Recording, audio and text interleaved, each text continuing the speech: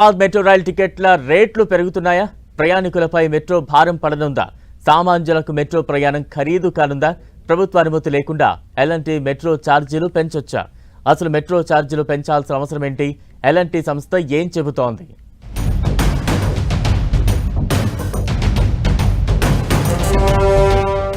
Metro rail హైదరాబాద్లో traffic రద్దీని తగ్గిస్తోంది, ప్రయాణ సమయాన్ని తగ్గిస్తోంది, రోజు లక్షల మందిని గమ్యస్థానాలకు చేర్చుతోంది.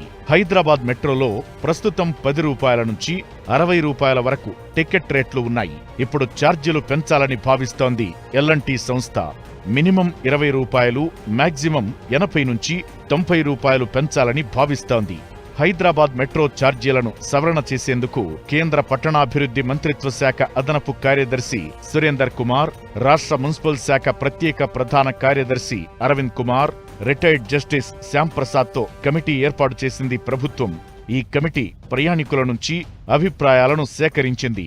క్షేత్రస్థాయిలో పర్యటించి పలు అంశాలపై స్టడీ చేసింది. అందరి అభిప్రాయాలను తీసుకుని ప్రభుత్వానికి 2023లో నివేదిక అందించింది. కానీ గత ప్రభుత్వం మెట్రో రైల్ టికెట్ ధరలు పెంచేందుకు నిరాకరించినట్లు సమాచారం.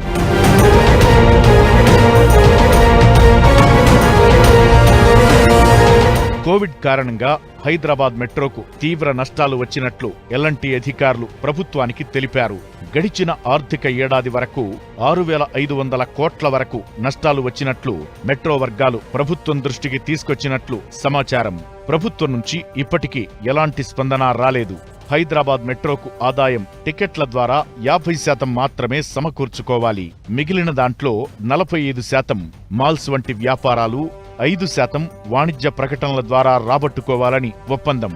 ప్రభుత్వ ప్రైవేటు భాగస్వామ్యంతో నిర్మితమైన ఈ ప్రాజెక్టు కోసం ప్రభుత్వం మియాపూర్లో 100 ఎకరాలు, ఉప్పల్లో 103 ఎకరాలతో పాటు సిటీలోని ప్రధాన ప్రాంతాల్లో కూడా దాదాపు 60 ఎకరాల వరకు భూములిచ్చింది.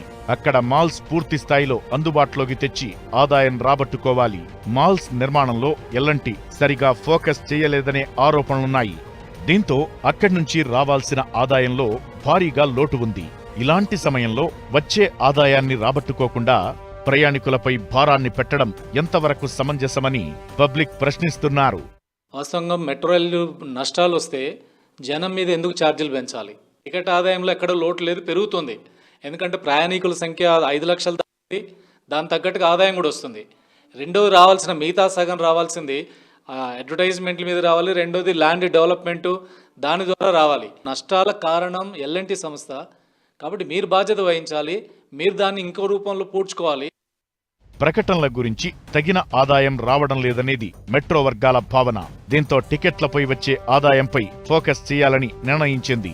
ప్రస్తుతం ప్రతిరోజు 5 లక్షలకు పైగా ప్రయాణికులు మెట్రోలో ప్రయాణిస్తున్నారు. పీక్ అవర్స్ లో అయితే మెట్రో ఎక్కడానికి, దిగడానికి తీవ్ర ఇబ్బందులు పడాల్సి వస్తోంది. అయినా మెట్రో అధికారులు రద్దీకి తగ్గట్లుగా సౌకర్యాలు కల్పించడంలో విఫలమవుతున్నారని ఆరోపణలు ఉన్నాయి. బోగీలు పెంచితే ఎక్కువ మంది ప్రయాణాలు చేస్తారు, ఫలితంగా ఆదాయం పెరుగుతుంది. కానీ మెట్రో అధికారులు ఆ ప్రయత్నాలు చేయడం లేదు. టికెట్ల రేట్లు పెంచాలనే భావనతో ఉన్నారు. ఇప్పుడు ప్రభుత్వంతో సంబంధం లేకుండా మెట్రో అధికారులు ఛార్జీలు పెంచవచ్చా అనే అంశంపై క్లారిటీ రావాల్సి ఉంది. రాష్ట్ర ప్రభుత్వం, కేంద్ర ప్రభుత్వం కోరుతున్నాం. ఇప్పుడు ఛార్జీలు పెంచాలి అని ఖచ్చితంగా పెంచుతామని చెప్పి వాళ్ళు మాట్లాడుతున్నారు. దాన్ని 2 ప్రభుత్వాలు కూడా తిరస్కరించాలి. ఇప్పటికే భారంగా ఉంది. ప్రజల ఇబ్బందులు, ప్రయాణికుల ఇబ్బందులు పట్టించుకోవట్లేదు ఎల్ఎన్టీ సంస్థ. మరి దాన్ని బోగీలు పెంచమంటే పెంచరు, దాన్ని ఇంకా ఫ్రీక్వెన్సీ పెంచమంటే పెంచరు. ఎక్కడెక్కడ వీలైతే అక్కడక్కడ ఎల్ఎన్టీ సంస్థ ఆదాయం పెంచుకునే ఆ రకంగా జనాన్ని నుంచి భారం వేసే ప్రయత్నం చేస్తుంది. హైదరాబాద్ మెట్రో ప్రారంభించినప్పుడు 2022 నాటికి 24 లక్షల మంది ప్రయాణికులు ఉంటారని అధికారులు అంచనా వేశారు. కానీ ప్రస్తుతం వారి సంఖ్య కేవలం 5,25,000 మాత్రమే ఉంది.